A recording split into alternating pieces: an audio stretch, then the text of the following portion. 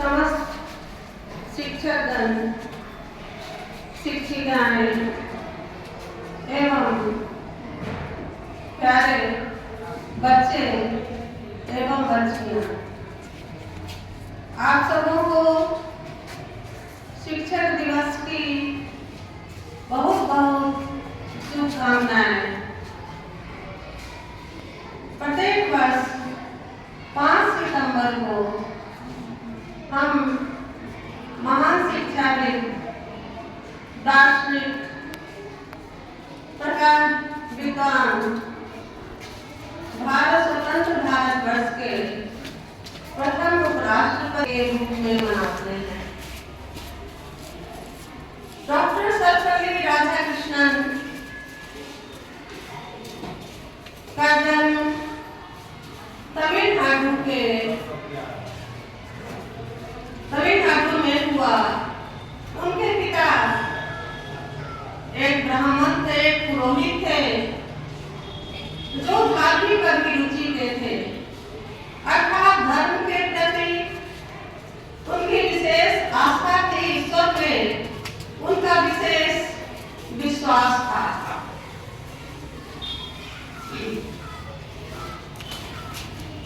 Doctor Radhakrishnan की प्रारंभिक शिक्षा गौरी स्कूल में हुई और बाल्यावस्था से ही उनकी विलक्षण प्रतिभा परिलक्षित होती थी। वह अपने विद्वता के कारण, अपने कुशाग्र बुद्धि के कारण सबों के अत्यधिक प्रिय थे। डॉक्टर सर्वपल्ली राधाकृष्णन ने मद्रास विश्वविद्यालय से स्नातकोत्तर की परीक्षा उत्तीर्ण की और वह वहीं के प्रेसिडेंसी कॉलेज में सहायक प्राध्यापक के रूप में 1909 में नियुक्त हुए। फिर वह अनेक विश्वविद्यालयों से, अनेक कॉलेजों से उनका ताल्लुक रहा, संबंध रहा। आंध्र विश्वविद्यालय के वो कुलपति थे। कलकत्ता विश्वविद्यालय में उन्होंने प्राध्यापक के रूप में महत्वपूर्ण भूमिका निभाई। मद्रास विश्वविद्यालय में भी उन्होंने कुलपति के पद को सुशोभित किया। वह केवल सर्वोच्च पदों पर आसीन ही नहीं रहते थे, सर्वोच्च पदों को केवल सुशोभित ही नहीं करते थे, बल्कि छात्रों की, अपने शिष्यों की हर प्रकार से मदद किया करते थे। छात्रों का पथ प्रदर्शन करना, उनकी आर्थिक सहायता, उन्हें आर्थिक सहायता देना, उनकी समस्याओं का समाधान करना उनके जीवन का मुख्य उद्देश्य था। कुलपति रहते हुए भी वह क्लास लिया करते थे, बच्चों को पढ़ाया करते थे, क्लास में जाया करते थे। यह उनमें बहुत बड़ा गुण था, बहुत बड़ी काबिलियत थी। राधाकृष्णन जी जब वो कलकत्ता विश्वविद्यालय में थे तो इंग्लैंड में एक सम्मेलन हुआ। उसमें उन्हें कॉलेज की तरफ से कॉलेज का प्रतिनिधि बना करके भेजा गया और उन्होंने अपना जो वक्तव्य दिया, भारतीय और पाश्चात्य धर्म पर उन्होंने अपना तुलनात्मक विश्लेषण प्रस्तुत किया। उसे देखकर लोग दंग और हैरान हो गए। यह भारत भूमि, हमारे देश की भूमि वास्तव में वंदनीय है, अतुलनीय है, क्योंकि ऐसे ऐसे लाल को, ऐसे ऐसे रत्नों को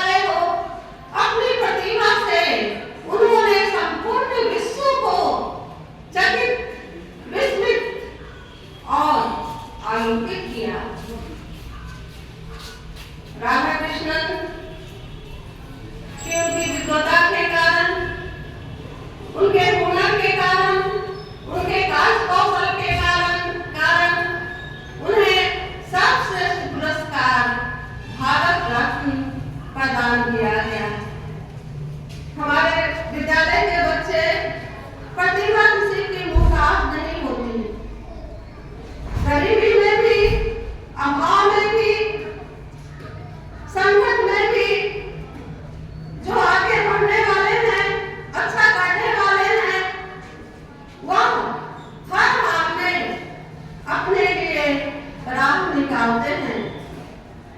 इस बात की आवश्यकता होती है कि उन्हें कितनी लगन है, कितनी जागरूकता है, अपने मंजिल को पाने का कितना जुनून उसमें है।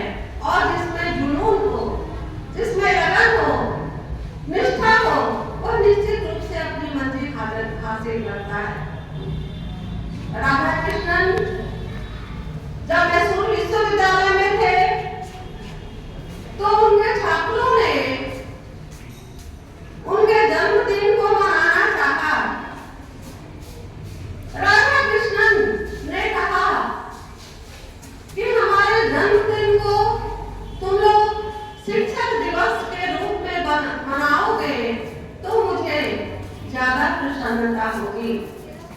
और उसी समय से उनके जन्मदिन को शिक्षक दिवस के रूप में मनाया जाता है। हमारे प्यारे बच्चे एवं हमारे विद्यालय के आदरणीय समर्पित शिक्षकगण बच्चों के भविष्य का निर्माण करना, उनमें प्रतिभाओं को जागृत करने की जवाबदेही हमारे शिक्षकों और अभिभावकों की है। प्रत्येक शिक्षक, प्रत्येक छात्र के अंदर योग्यता की चिंगारी होती है। बस उस चिंगारी को भड़काने की आवश्यकता है, उसे हवा देने की आवश्यकता है। और यह काम हमारे अभिभावक और हमारे सदस्य शिक्षक भी कर सकते हैं। हमारे समाज में बड़े लंबे समय से, बड़े प्राचीन काल से ही गुरु की महत्ता रही है। गुरुर् ब्रह्मा गुरुर्विष्णु गुरुर्देवो महेश्वर गुरुर् साक्षात् परब्रह्म तस्मै श्री गुरुवे नमः।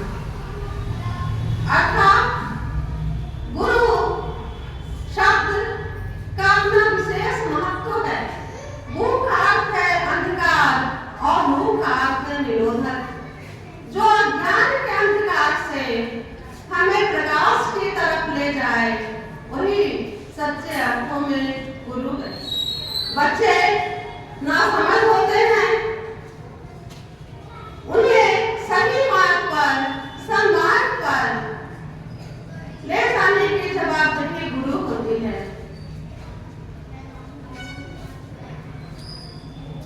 हमारे बहुत सारे कवियों ने गुरु की महिमा का बखान किया है। गुरु कुम्हार शीर्ष कुंभ गढ़ी गढ़ी काटे कोट, अंतर हाथ सहार दे बाहर मारे चोट। अर्थात एक कुम्हार जो बर्तनों का निर्माण करता है, जो विभिन्न प्रकार की मूर्तियों का निर्माण करता है, बर्तनों का निर्माण करता है, अब उसमें उसकी कितनी सजगता है। कुम्हार के हाथ चाक पर और मिट्टी के लोटे पर होते हैं। जो बेजान मिट्टी के लोटे में को नई आकृति प्रदान करता है, नया रूप देता है, नया आकार देता है, उसे सौंदर्य से सिद्ध करता है, उसे उपयोगी बनाता है, तो उसमें हमारे कुम्हार की कितनी भूमिका है, उसकी अंगुलियों का कितना कमाल है, उसके नेत्र कितने सजे हुए टिके हुए हैं, यह कुम्हार पर निर्भर करता है। एक माली अपने बाप को सजाता है, उसमें भी उसकी सजगता आवश्यक है। शिक्षक राष्ट्र रूपी कानून के माली है, सजग माली है। वह चाहे तो राष्ट्र रूपी कानून को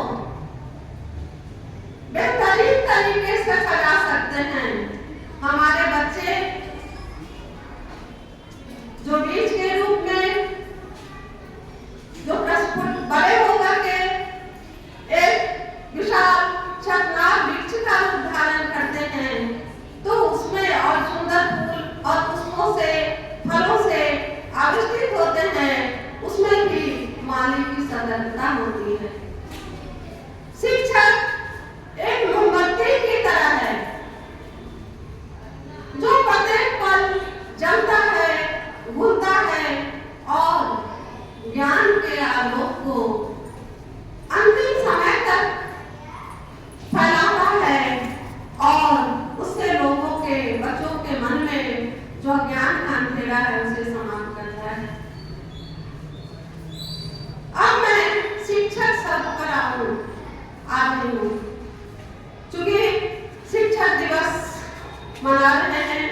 आज के दिन को शिक्षक दिवस के रूप में जानते हैं।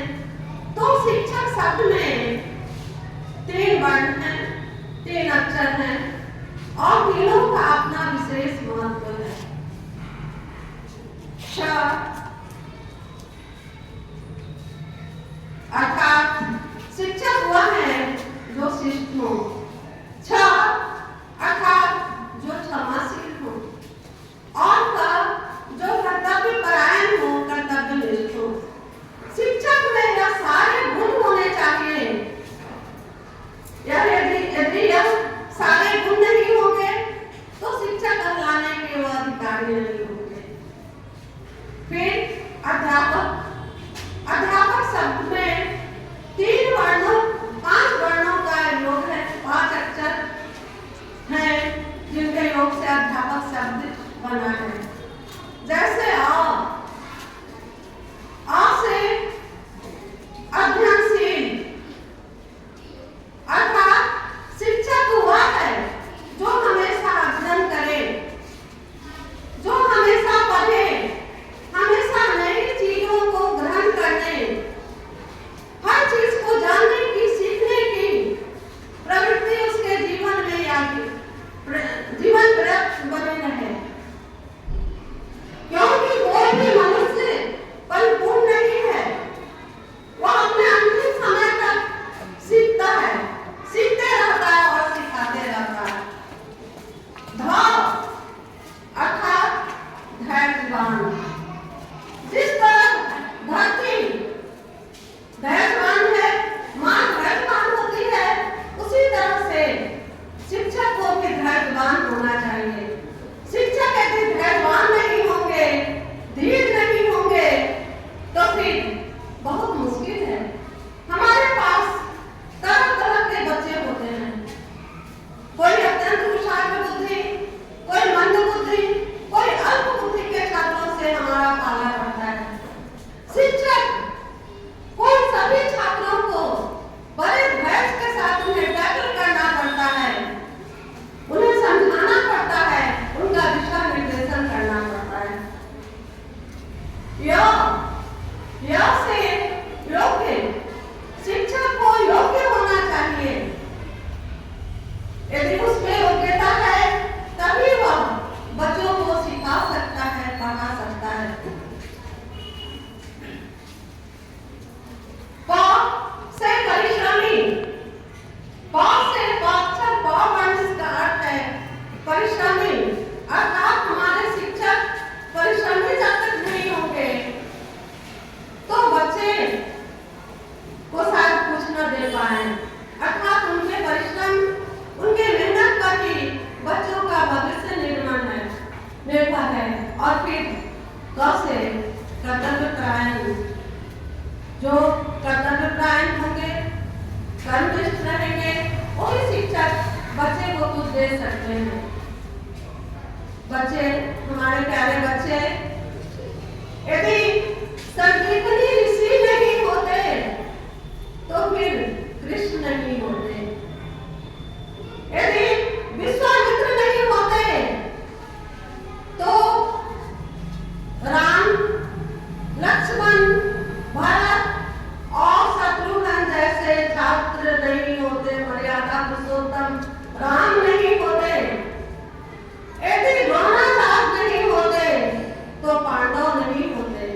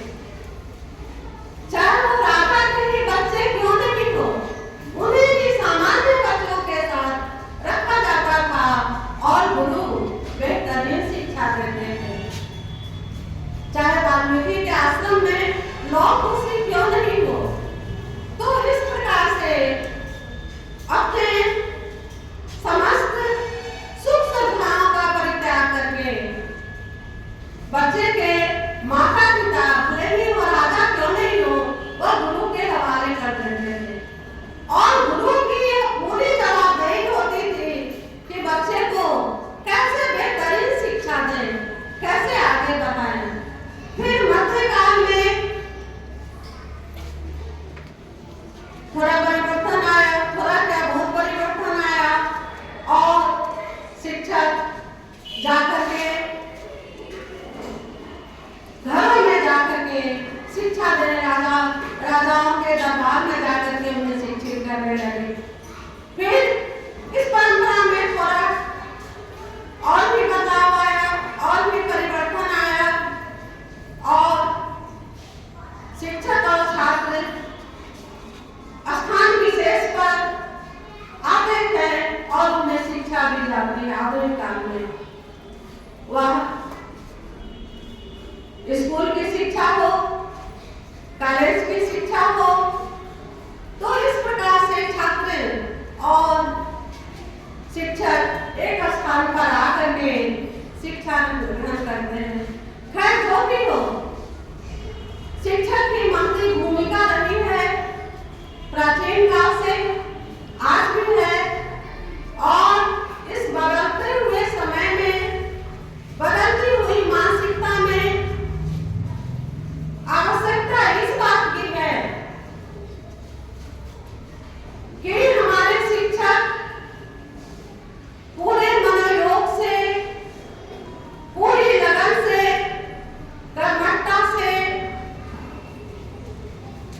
कर्तव्यनिष्ठ बन करके, समयनिष्ठ बन करके बच्चों के भविष्य के निर्माण में लग जाएं और उनके व्यक्तित्व का सर्वतोमुखी विकास करें।